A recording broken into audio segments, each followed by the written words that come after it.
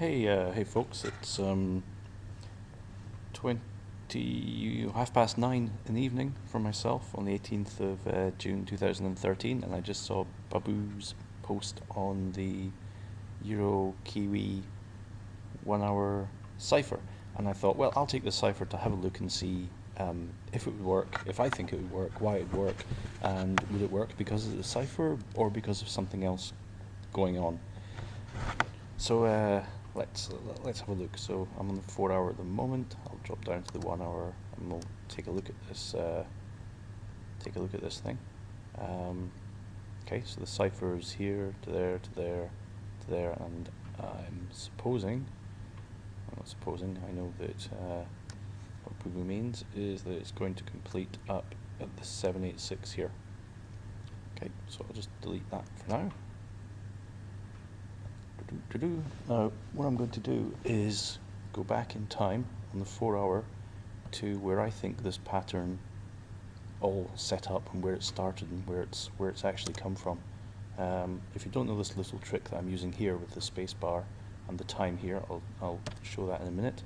What I'm using is, when I find an interesting part in the chart, I just stick a triangle or a shape on there, and what you can do is take the properties of the triangle, take one of the times of that triangle, Control C, copy it, and then put your mouse down here, hit the space bar, and you can paste it in there, and then anytime you go there, wherever this is, it will move that date to this from a big distance away or right next door, like that, so you can go back to the start, and it's quite a handy way to get back and forth. Whoops, daisy! Quite a handy way to get back and forth to places on a chart. Anyway, so what I wanted to show was this piece of price action here, which is way back in time. This is about the same level as what we're looking at with the cipher, but just way back. You can see prices at this level now. So what's happened is it's broken above this kind of zone where it was farting around. It's broken above there, it's come up, and it's come back down and it's retested this. So after it's retested that, it's gone off and done its thing. At this point here, well, let me just, while I'm talking about this point here, so this is where it's oops. This is where it's moved up and it hasn't managed to come back down again. So it's failed to move back into this price zone, if you like. So it's farted around, it's done its thing. A few other things happening in there, won't worry about that. And here, it's broken below this. So it's tested here, and it's broken the test. And this tells you that it's quite likely to go south again. It's quite likely to drop to lower prices. But you don't know exactly what's going to happen in the meantime before it does that. So up it goes, and sure enough, it comes down. It breaks below this line. But then again, the same as it's tested here, it breaks below the line and it makes a test there, and it doesn't manage to get back up into this area. So it makes a test here and off it goes. Now what I'm going to do is I'm going to put a control, move that down there, and I'll stick a blue line in there.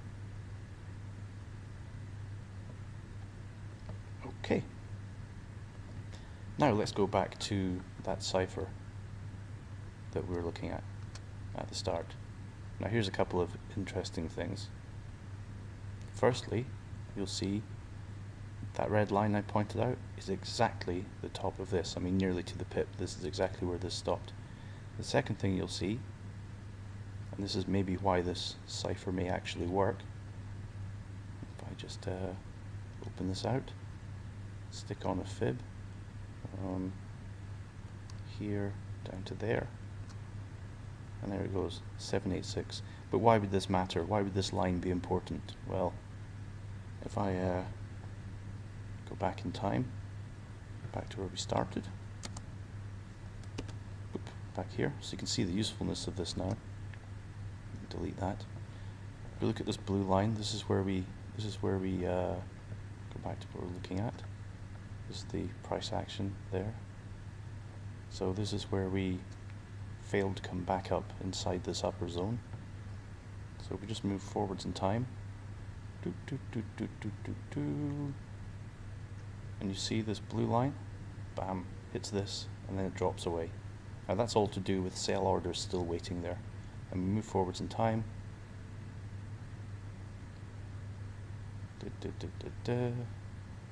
So that area is not touched again until we get back to our cipher. And this is why I think this one may or may not work, but you can call it a cipher and then it might miraculously work at that blue line, but I'm just showing that there's other forces in play. Anyway, if that's interesting, I'm quite happy to explain more of it to folk, but done for now. Cheers.